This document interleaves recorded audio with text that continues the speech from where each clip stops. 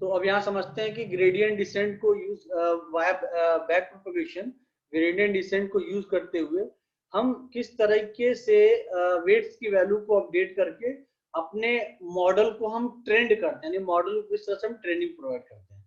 तो एग्जांपल के तौर पे हमने यार छोटा सा न्यूरल नेटवर्क ले रखा है जिसमें 3 लेयर है, इनपुट लेयर, हिडन लेयर और आउटपुट लेयर। इनपुट लेयर में आप देख रहे होंगे 2 neurons I1 I2, hidden layer में 2 न्यूरॉन्स H1 H2 और आउटपुट लेयर में 2 न्यूरॉन्स O1 O2। इन सभी लेयर्स के न्यूरॉन को इंटरकनेक्ट करने के लिए हमने कुछ लिंक्स यूज किए हैं और हर लिंक्स पे कुछ वेट्स असाइन है। जैसे W1 वेट की जो वैल्यू है वो 0.15 है, W2 वेट की जो वैल्यू है वो 0.20 है। ऐसी सभी वेट्स की कुछ ना कुछ वैल्यू हमने यहाँ असाइन किया हुआ है। अब अगर फॉरवर्ड पास, देखिए दो प्रोपगेशन मैंने आपको बताया, फॉरवर्ड प्रोपगेशन और बैकवर्ड प्रोपगेशन। तो फॉरवर्ड प्रोपगेशन में फॉरवर्ड पास अगर हम फॉलो करते हुए अगर हम हिडन लेयर H1 पे, ये हमारा जो हिडन लेयर है, एक मिनट,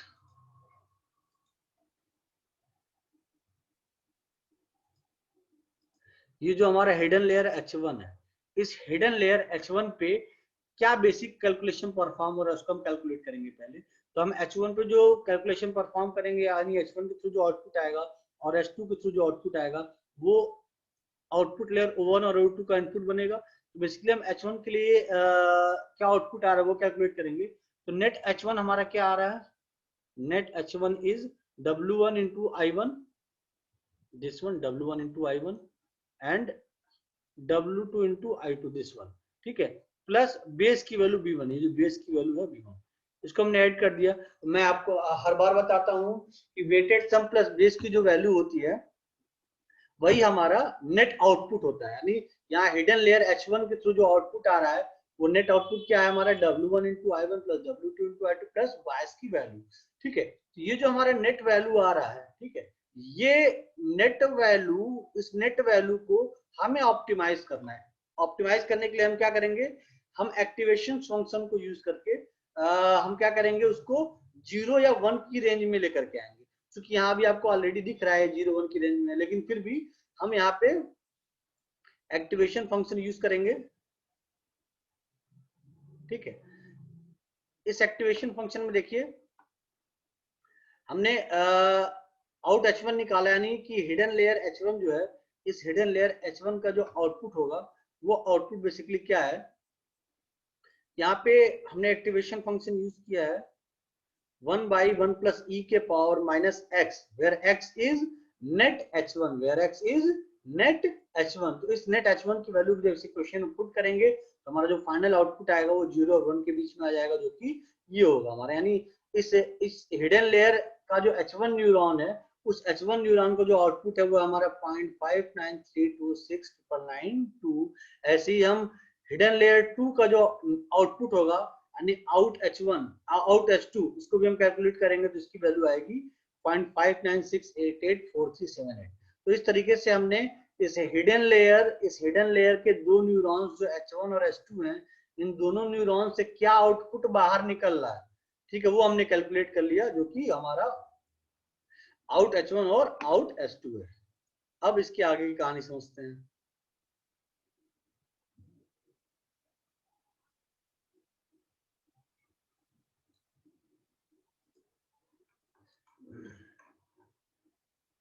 तो आपने आउट H1 निकाल लिया, आउट H2 निकाल लिया, ठीक है।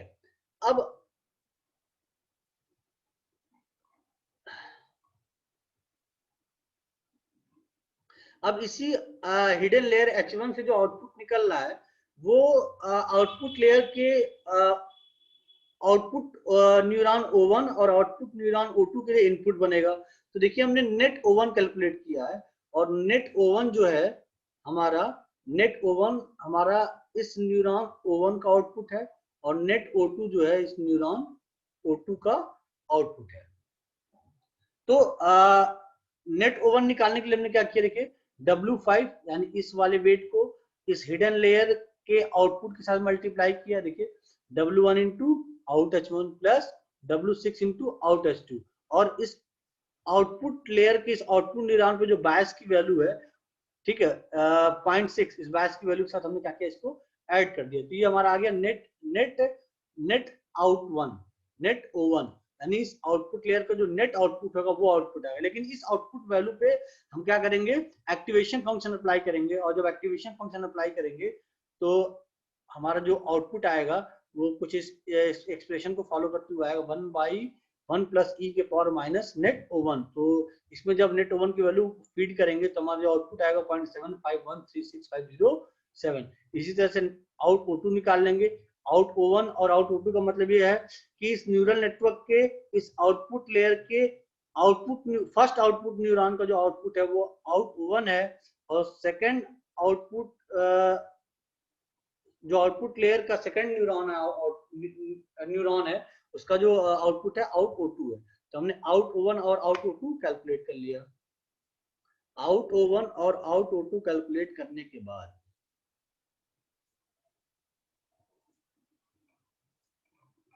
अब देखिए, अब हमें आउट ओ वन भी मिल गया, आउट ओ टू भी मिल गया, यानी इस न्यूरल नेटवर्क के आउटपुट लेयर के फर्स्ट आउटपुट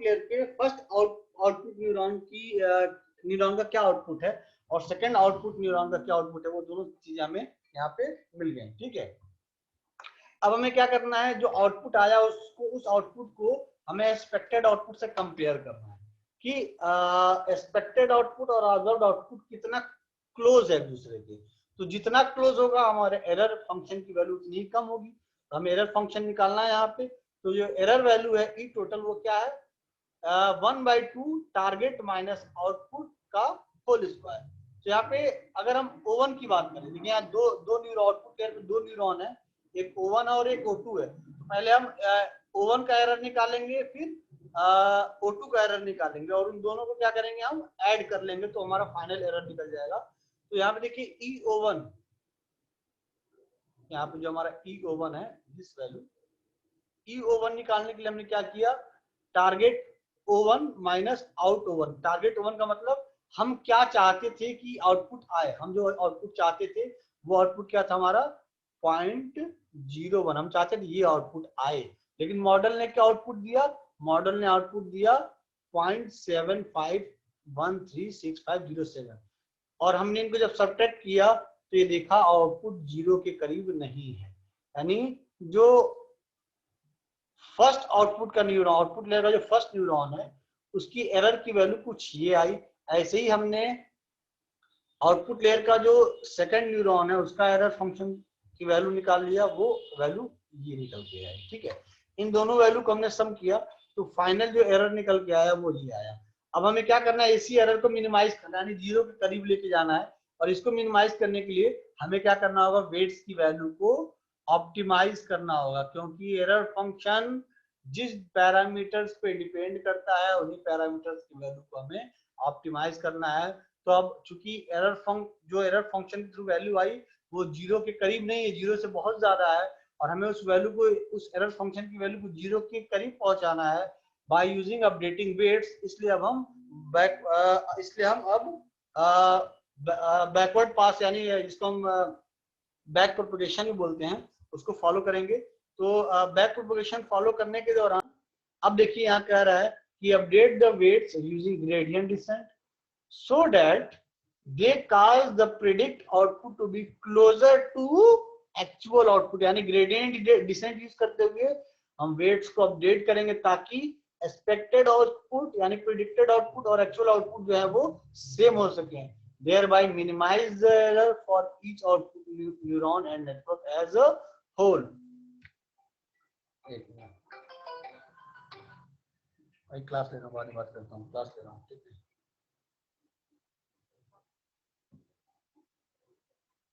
तो अब देखिए, चूंकि एक्सपेक्टेड आउटपुट और ऑब्जर्व्ड आउटपुट के बीच का डिफरेंस बहुत ज्यादा है, इसलिए एरर फंक्शन की जो वैल्यू वो 0 नहीं है, 0 से बहुत ज्यादा आ रही है। तो अब हमें क्या करना है, उसको मिनिमाइज करना है। मिनिमाइज करने के लिए हम क्या करेंगे, वेट्स की वैल्यू को अपडेट करेंगे। तो अब यहाँ पे हम पार्शियल डेरिवेटिव यूज करेंगे। तो अगर आप यहाँ ध्यान से देखें, जो हमारा आउटपुट है ई टोटल, चूंकि हम यहाँ कह रहे हैं कि जो एरर फंक्शन है वो डिपेंड कर रहा है वेट्स की वैल्यू पे। क्योंकि ग्रेडियंट डिसेंट आपको बताया गया है, gradient descent is an algorithm that is used to minimise error function by optimising its parameter. तो यहाँ पे हम मानते हैं कि वेट जो है पैरामीटर एरर का, ठीक है। तो हमने क्या किया, पार्शियल डेरिवेटिव लिया एरर का वेट्स के साथ, तो del E total by del W5। तो यहाँ W5 हम इसलिए लिख रहे हैं क्योंकि जब हम बैक प्रोपगेशन कर रहे हैं, तो बैक प्रोपगेशन के दौरान जो सबसे पहला जो आउटपुट लेयर और हिडन लेयर के बीच में जितने भी वेट्स आ रहे हैं, W5, W6, W7 और W8, उसमें W5 जो है वो पहला वेट है आउटपुट लेयर और हिडन लेयर के बीच का वाया बैक प्रोपगेशन। तो हम पहले W5 को अपडेट करने के लिए हम यहाँ पे पार्शियल डेरिवेटिव ले रहे हैं between E total and weights. तो हमने del E total by del W5 किया।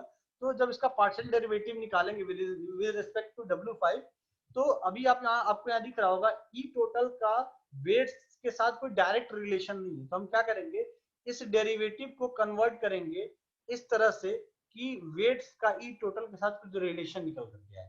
तो अगर आप ध्यान से देखें, जो हमारा एरर फंक्शन की वैल्यू थी, वो एरर फंक्शन की वैल्यू आउटपुट न्यूरॉन के आउटपुट पे डिपेंड करती थी, और आउटपुट न्यूरॉन का जो आउटपुट था वो उस न्यूरॉन के नेट आउटपुट पे डिपेंड करता था, और उस आउटपुट न्यूरॉन का जो नेट आउटपुट था वो वेट की वैल्यू पे डिपेंड करता था। यानी हमने इस डेरिवेटिव को कुछ एक्सप्लोर करके इस तरह से हमने रिप्रेजेंट किया, और हमने ई टोटल को वेट्स के साथ एक रिलेशन यहाँ पे बना दिया। तो इस रिलेशन को जब हम फाइनली सॉल्व करेंगे, तो यहाँ पे अगर आप ध्यान से देखिए,